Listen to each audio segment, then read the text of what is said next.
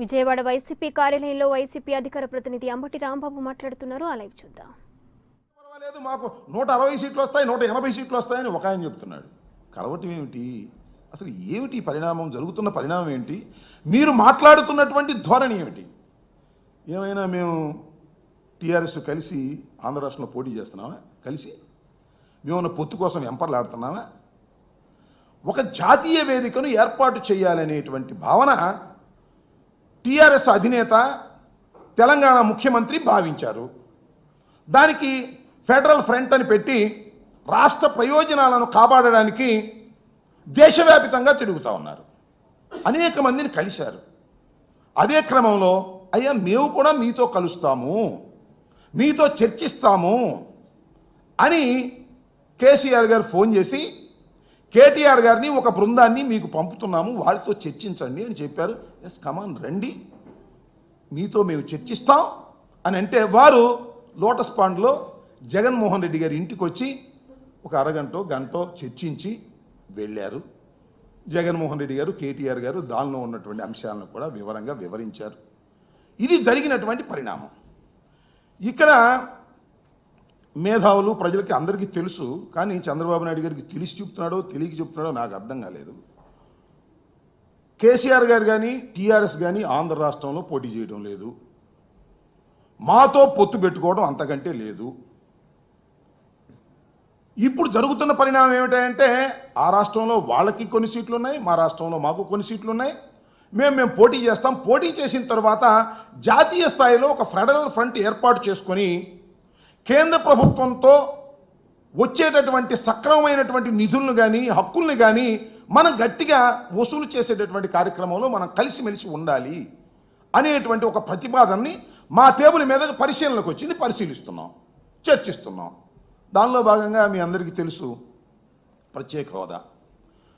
ఈ ప్రత్యేక హోదా ఈ ఫెడరల్ ప్రభుత్వం ఫెడరల్ ఫ్రంట్ ప్రత్యేక హోదాకి సహకరిస్తుందా లేదా అంటే ఎస్ మేము సహకరిస్తామని సాక్షాత్తు కేసీఆర్ గారు పక్క రాష్ట్ర ముఖ్యమంత్రి గారు మీ రాష్ట్రానికి ప్రత్యేక హోదా ఇవ్వడం ధర్మం అని చెప్పిన తర్వాత ఆయనకి భోజనం పెట్టి మీతో చర్చిస్తే తప్ప? అది ఇదేమన్నా ఘోరమా? ఇదేమన్నా అన్యాయమా? అరే ఎంత రంకెలేస్తున్నారని నాకు అర్థం కాలేదు. తెలంగాణకి ఆంధ్ర రాష్ట్ర ప్రయోజనాలను తాకట్టు పెట్టేస్తున్నాడు జగన్మోహన్ రెడ్డి గారు. కేసుల్ని భయపడి కేసీఆర్తో కలిసిపోతున్నాడు. ఏం మాట్లాడుతున్నారు మీరు? నేను ఒకే ఒక్క విషయాన్ని అడుగుతా ఉన్నా చంద్రబాబు నాయుడు గారిని, చంద్రబాబు నాయుడు గారి బృందాన్ని. అయ్యా చంద్రబాబు నాయుడు గారు మొన్న ఈ మధ్యనే ఎన్నికలు జరిగాయి. ఎన్నికలు జరిగినప్పుడు మీరు కాంగ్రెస్ పార్టీతో వెళ్ళారు, ఓడిపోయారు. ఇది అంశం ఒకటి. కాంగ్రెస్ పార్టీతో వెళ్ళక ముందు మీరేం చేశారు? మీరే చెప్పారు, మేం చెప్పలా. మీరే చెప్పారు. ఏం చెప్పారు? మేము కేసీఆర్ని అడిగాం, మనం కలిసి పనిచేద్దాం, కలిసి పోటీ చేద్దాం, మీకు కొన్ని సీట్లు ఇవ్వండి. మొన్న 13 తీసుకున్నారు, ఇక్కడ 15, 16 అడిగాడు. అడిగితే కేసీఆర్ ఏమన్నాడు? చివా నీతో సంబంధం ఏంటి మాకు, నువ్వు పెద్ద దుర్మార్గుడివి, నీతో మేము పొద్దు పెట్టుకోం పో అంటే పోయి కాంగ్రెస్ పార్టీ దగ్గరికి వెళ్ళావు.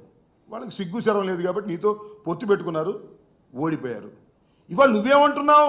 కేసీఆర్తో పొత్తు పెట్టుకోవడానికి ప్రయత్నం చేసినటువంటి చంద్రబాబు నాయుడు గారు పొత్తు కాదు పొమ్మన్న తర్వాత ఇవాళ చర్చ జరపడమే తప్పు. మేము పొత్తుకి వెళ్ళలేదు, గుర్తుపెట్టుకోవాలి ప్రజలందరూ కూడా.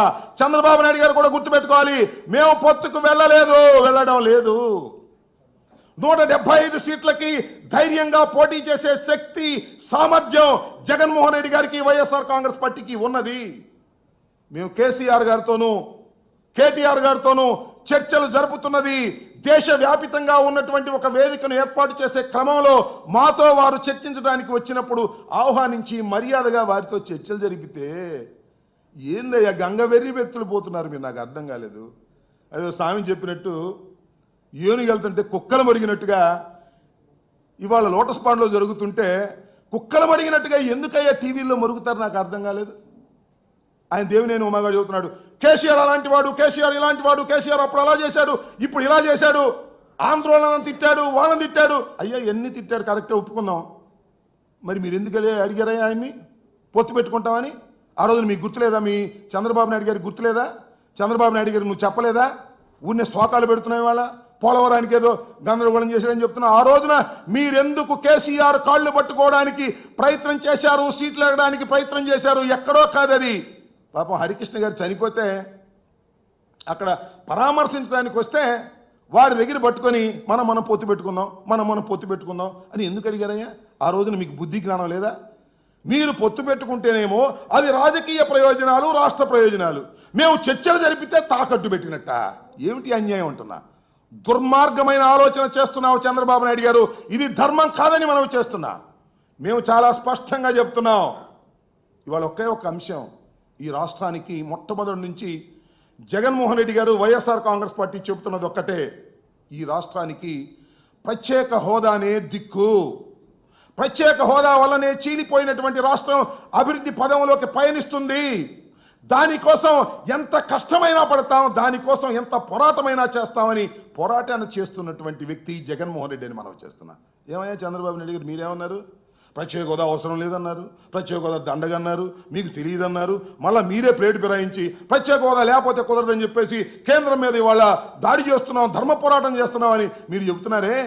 ఇవాళ కూడా మేము చెప్తున్నాం, ఇవాళ కేసీఆర్ గారు, కేటీఆర్ గారు వచ్చినప్పుడు ప్రధానమైన చర్చ ఒకటే, రాష్ట్ర ప్రయోజనాలు. ఈ రాష్ట్రానికి ఏ ప్రయోజనాలు జరుగుతాయి?